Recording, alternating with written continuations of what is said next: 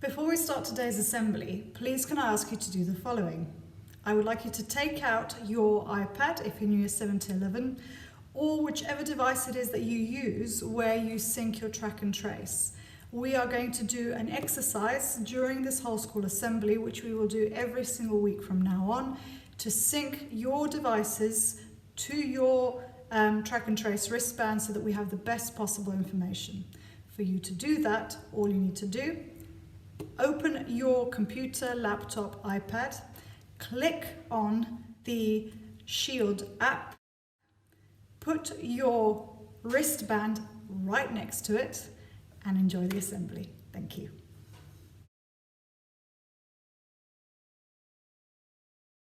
Well, hello, good afternoon, and I want to say a huge thank you to all of those of you who took part in the Remembrance Day service last week. It was lovely to receive so many appreciative emails, particularly from old Rossallians who were able to watch the service online. Usually they would attend a service on the Sunday immediately preceding Remembrance Day itself here in the school chapel. Now obviously this year that wasn't possible, so what you provided for them was extra special. I felt that the choir's singing of the anthem, or the Douglas Guest anthem for the Fallen, was really exquisite, and the CCF is going from strength to strength all the time. You really put on a fantastic say performance, but certainly you carried out your ceremonial duties particularly well. We're all very proud of you. I want to also flag up the excitement that I certainly feel at the imminent launch of the school Christmas production, which is Rossall School's first ever feature film. I thought the trailer last week was superb, and it's difficult not to be really excited about that. Finally, really from me this morning, I was just reflecting a little bit over the weekend about the sort of figures who we tend to admire, and for all of us that would be slightly different. Probably includes members of our own family, people from the world of sports, music, the creative arts, and of course those who've perhaps contributed in the world of science and technology. I do think that maybe this year the real battles that have been fought during this global pandemic have been fought in laboratories, often by individuals who may be quite quiet and unassuming. I mean, there's a couple who set up the company BioNTech, who are behind the Pfizer vaccine, and they were so dedicated to their work, they actually spent part of their honeymoon working away together in a laboratory. But also, the lady behind the AstraZeneca Oxford University vaccine, Professor Sarah Gilbert, she's a very quiet and unassuming lady, but her contribution to the world of medical research is absolutely incredible. And the work that she has accomplished has helped immeasurably in the fight against SARS and against Ebola, and is now obviously paying dividends in terms of the race for a COVID-19 vaccine. It's worth saying that usually, up to this point in time, it's taken at least 10 years to develop an efficient, well-working vaccine. Now, perhaps amidst all of the gloom, if you like, that this year has engendered, one of the great successes has been the way in which the scientific community has come together, worked together, and that we have so many viable or potentially viable vaccines at the very sort of late stage of their development. So there's good news on the horizon. There's light at the end of the tunnel, and we can see a way out of this and to living a much, much more normal life in 2021. That is something to be very happy about, and that's something I hope which makes us all feel that we can face the new year with a real sense of optimism and hope, and hopefully joy as well. So I think it is useful to reflect upon the incredible contribution that scientists do make to our own lives, and the people who hold the keys to unlocking that door so we can walk out into the sunlight, back into a sense of normality, are, of course, scientists, and I do think that we owe them a huge debt of gratitude indeed. Enjoy this week, be kind, be considerate, be thoughtful, And let's do everything we possibly can to ensure that this is a week when we seize every opportunity to enjoy life and to grasp those opportunities around us as well. Have a wonderful week. Thank you very much.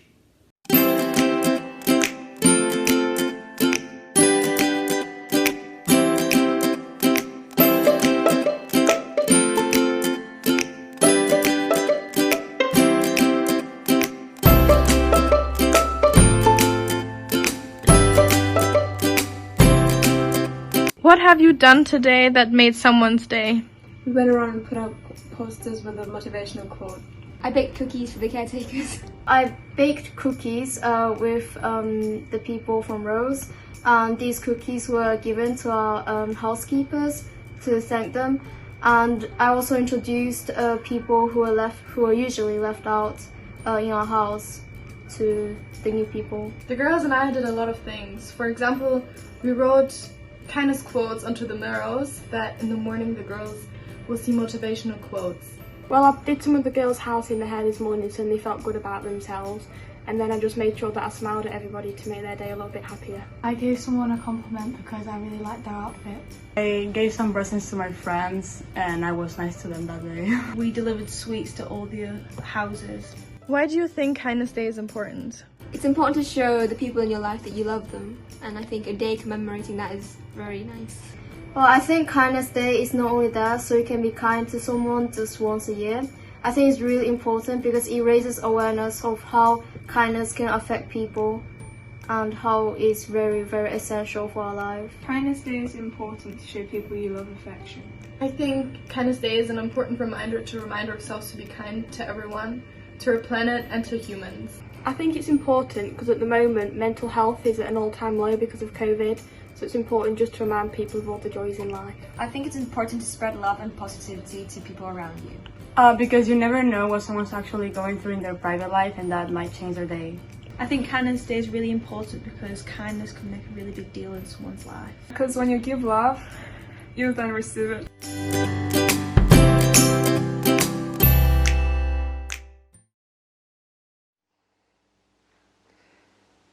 Look, I don't know why you're even here. It's been years since people cared about my stuff, so you might as well go now and not waste any more of your time. You know, I'm being very serious. There's a reason I got kicked out of my apartment, and it was not a noise complaint. No, when people stopped buying the art, I stopped getting money and stopped being able to pay the rent, so... I mean, I don't even do art anymore. I'm in the construction industry. Right, well, if you really want to, go on, ask your questions. Oh, well, I started doing art as a kid, just as a way to express myself, some creative outlet, you might say. Very original, I know. No, well, it took off because one of my customers on Twitter, he shared the piece of art that I gave to him, and it just blew up. The next day I had a few orders, then the next day after a few orders more, and it just expanded from there, and it was really good, to be honest. Well, good question. Well, I guess it collapsed after an incident in my personal life. I would rather not go into that. That's all right. Yeah, so. But after that, I stopped being able to create more frequently. And also the quality of the art dropped, so people weren't buying it very more.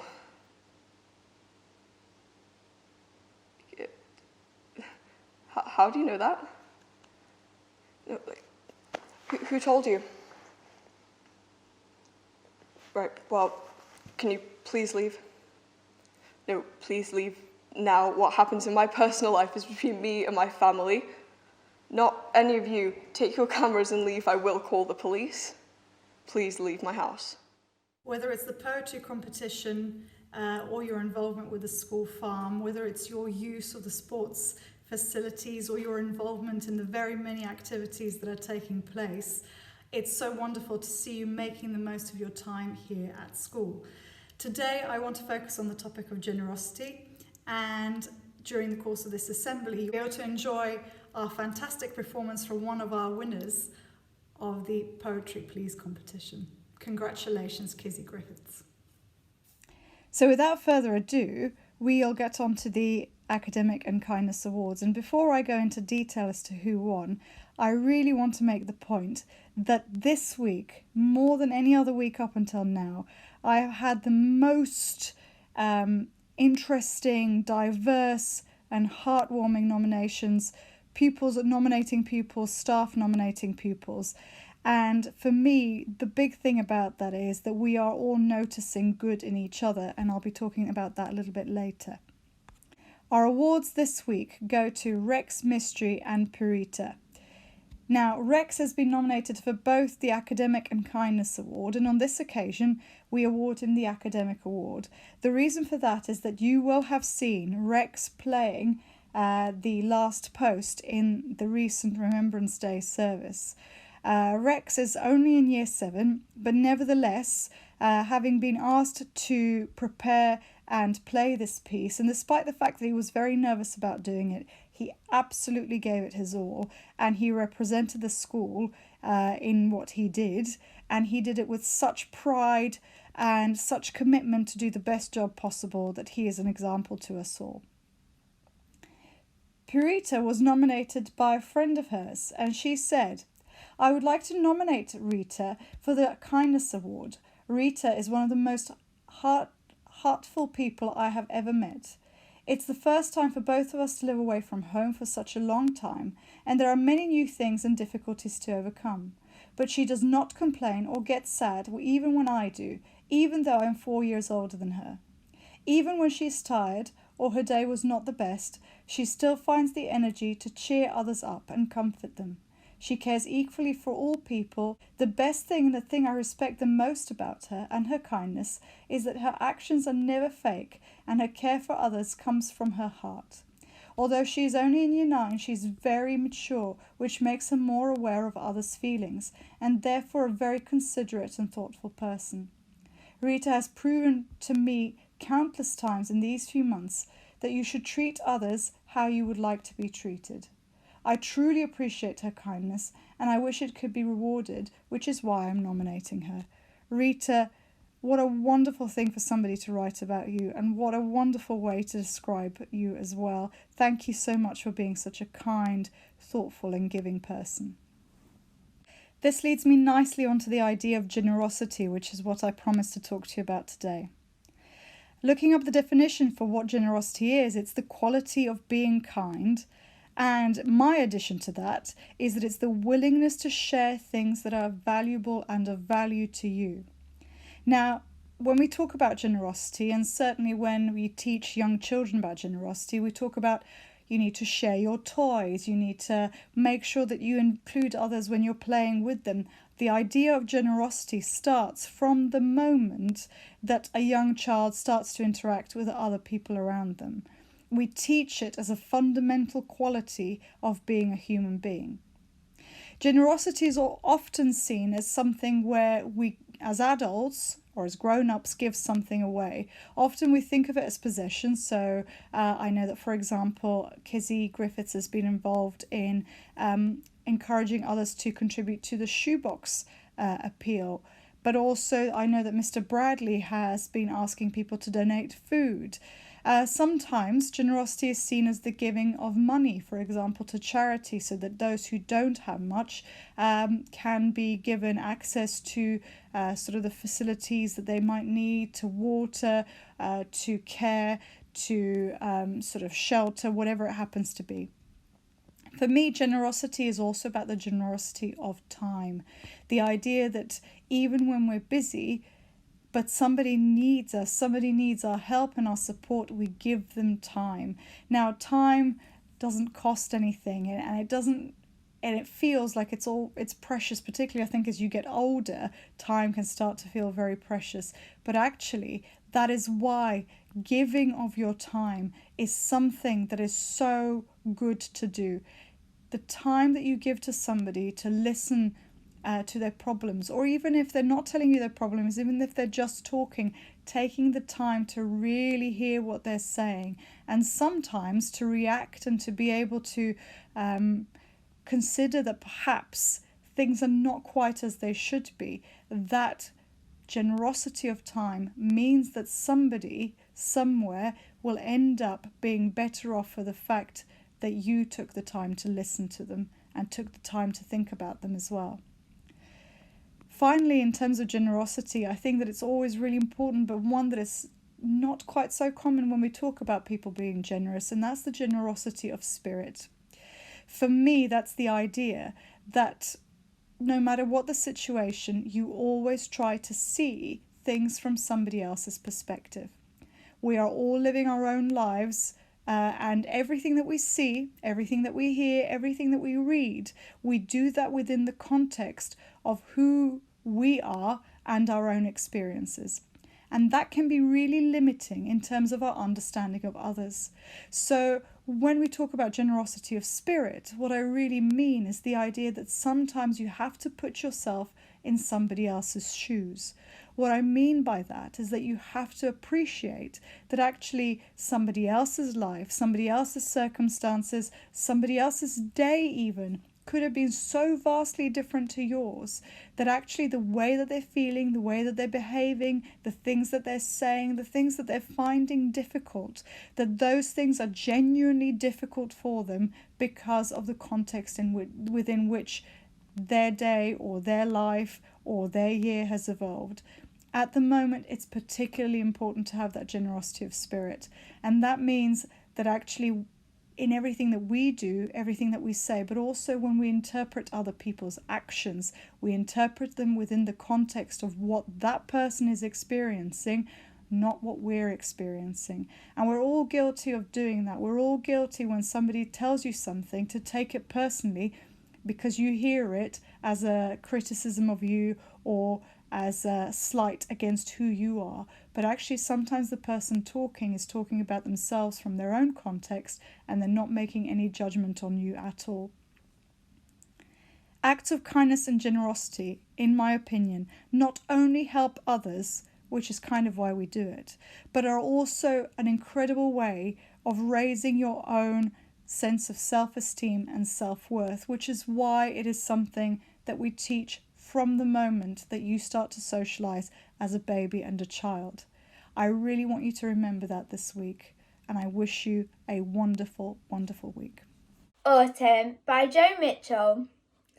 The rusty leaves crunch and crackle, blue haze hangs from the dim sky. The fields are matted with suntan stalks, wind rushes by. The last red berries hang from the thorn tree, the last red leaves fall to the ground. Bleakness through the trees and bushes comes without sound. Congratulations go out to Joe Hunter for getting a call-up for the England Schools Under-18s. Congratulations to Lydia Cryer, who was recently signed with Indiana University on a full golf scholarship. On the first week of December, cross country is back.